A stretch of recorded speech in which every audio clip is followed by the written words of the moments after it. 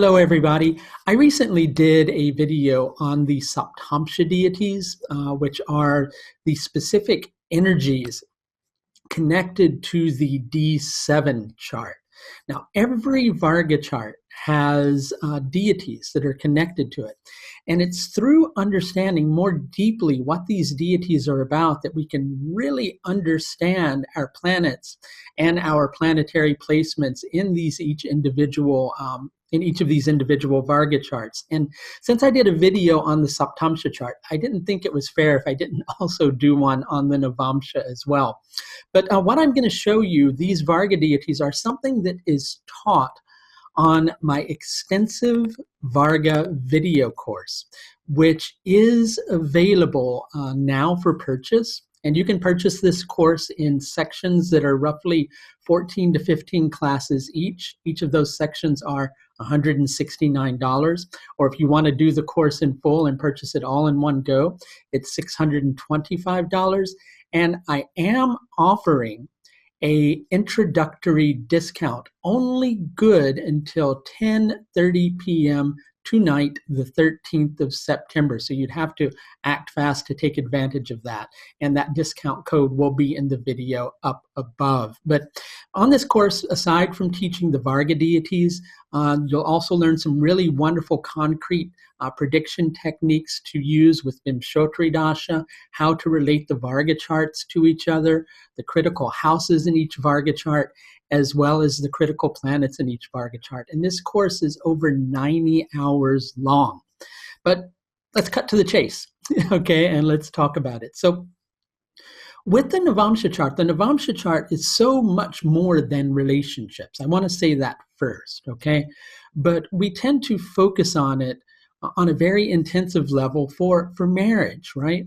And so one thing that we know about the Navamsa chart is that it can show long-term committed relationships, those relationships which have a deeper meaning that we want to commit to, that we feel have a deeper sense of purpose to them. And that's what the Navamsa chart in reality is all about, that path that we choose in life that helps us to find meaning, okay? So we're not going to go into the secondary side of it, even though I feel really that's one of the most important sides of the Navamsa is that side of finding meaning. Maybe we'll touch on it minutely. I can't resist, right?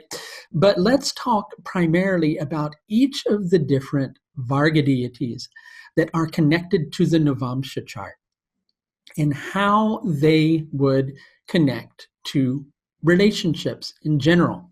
So there are three different Varga deities with the Navamsa chart.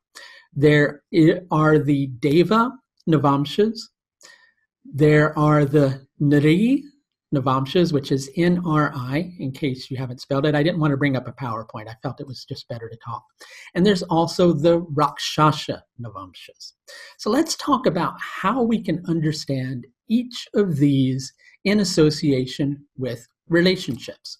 So let's talk about the Deva types of relationships first. Okay, so have you ever been in a relationship with somebody and they come into your life and they change your life in a really drastic and in a very meaningful way, and sometimes they stay there, and then sometimes, poof, they're gone just as quickly as they appeared, but they leave a lot of meaning in your life that kind of places you in the position where you're continually reflecting back on what that person brought to your life. Well, if you have key relationship planets in Deva Navamsas, that can be the reason why you have those encounters. Or if the person that you had a relationship equally had important relationship planets in a Deva Navamsa, that could be why as well. So Deva Navamsas will tend to behave that way within relationships when they're positively influenced, when they are related to strong planets that are free of afflictions. Then it creates types of relationships where the two individuals really get something exceptionally meaningful from each other. individual enhances the life of the other individual. And there's so much meaning that they get from the relationship. In addition to that, each individual improves upon the life of the other person. It doesn't just, it doesn't just that they feel that their life is more meaningful. They actually improve upon the individual's life. Or they come into the person's life and they heal some deep-seated wound that the individual has not been able to overcome in their life. But the Deva types of individuals will come into a person's life and heal all that negative relationship karma. Then there are the Deva Navamsas that are afflicted. Those are the types of relationships where we feel isolated within a relationship. We have a hard time staying within the relationship, but feel that we perhaps need to be in that relationship because there's a sacrifice that we need to make for the other person. Now, the Devas were a heavenly race that were often sent down to bring something beneficial to the world. But in order to bring something beneficial to the world, they had to suffer a human birth. And so with Deva types of relationships, we can often find ourselves, if the Deva planet is afflicted, in a position where we're in the relationship, but we're kind of going, what am I really doing here? And sometimes we stay with it because we feel that there's something that, we're meant to get from it, or that something that we're meant to give to the other person. But, it's also very important to recognize that you're not going to be able to give much to the other person if you're not able to give to yourself. So with Deva Navamsas, one of the lessons is to go back to the source. When you're drained, go back to the source, even if that means leaving the relationship. So let's talk about the Nari type of relationships. So the Nari relationships, Nari are the human race, right? And humans are much more conditioned for being here on Earth. I know that's a debatable point, isn't it, right? But they're much more suited for living a life in the material plane. So they're much more comfortable with coming here, or are they comfortable coming here and working and things like that? Well, sometimes yes, sometimes no. Depends on the state of the Nari Navamsa. But in regards to relationships, Nari Navamsas relate to individuals who will take a constructive approach to their relationships. When they're in a relationship with another person, they're willing to do the work to make things turn out well. If your Dharakaraka is, strong and it's in a Nari Navamsa, then there's a good chance that you're looking to find or will find a partner who's willing to work on relationships, right? But sometimes we can work on relationships too much. Sometimes we can try to reinvent the wheel. Sometimes we can try to go back over and improve something that isn't going to change, that isn't going to be different. And then that approach that we're taking to relationships tends to be a little more controlling. And that's when a Nari planet is more afflicted. We can then try to change something, but is it really a relationship if we're changing like the nature of who we are, or trying to change the nature of who the other person is? When there are afflicted planets in Nari Navamsas, and those are relationship planets, you have to qualify it that way, then it can make it so that there's desire to be overly productive in association with that, rather than letting the relationship be what it is.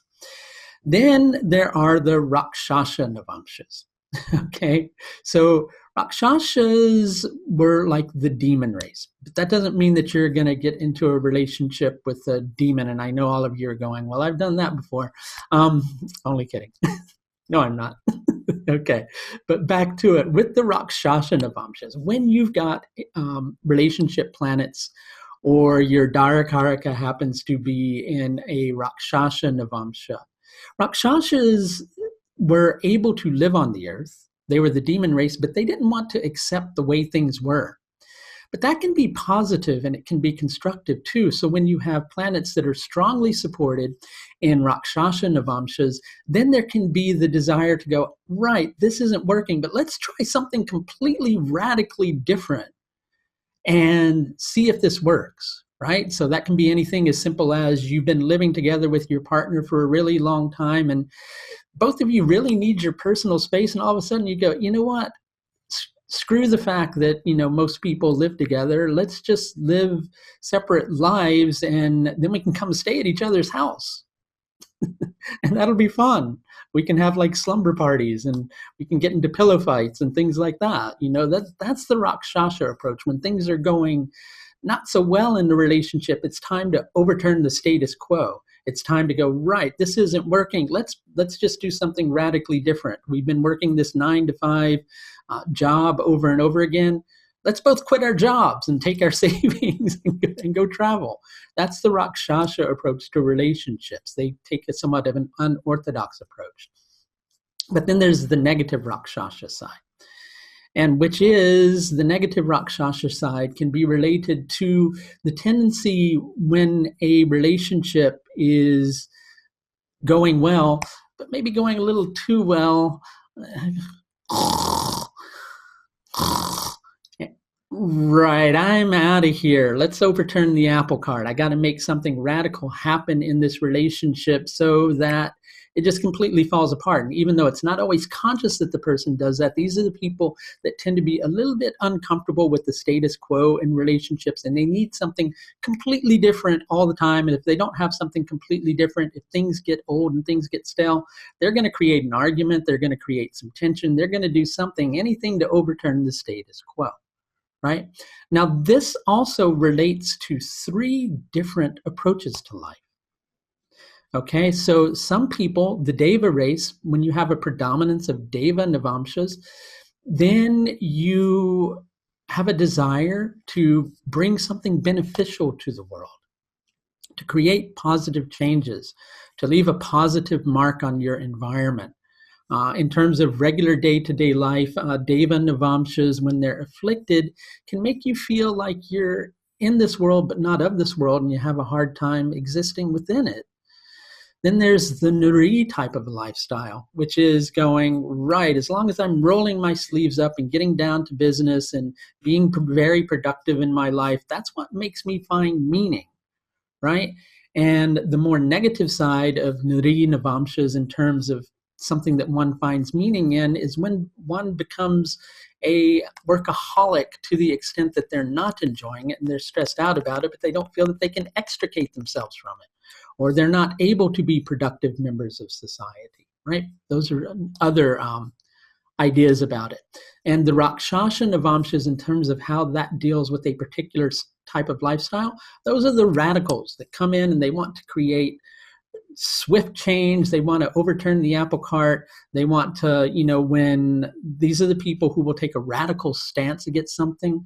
They don't want to accept things just as they are. They want to create radical change. But sometimes we can be a little too radical to the extent that, we overturn something that was really good and we become somewhat of a destructive force as well. So, that's the different way that these Navamsa deities behave, both in relationships and equally just in terms of how people with the predominance of any of these deities will behave in any one particular area of their life, right? So, as I said, if people are Devas, they're going to behave more in a Deva way if they have more of a predominance of Deva planets. If they have a predominance of Nari planets, it's going to be about, being productive with things. If they're going to have a predominance of Rakshasa planets, these are the radicals of the world. So you can look at your own individual Navamsa chart and find these things out and probably understand a lot more about how you relate to other people and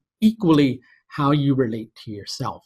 So if you're interested in purchasing this course, again, there is a 10% discount until 10:30 p.m. London time tonight, the 13th of September, on these courses. And each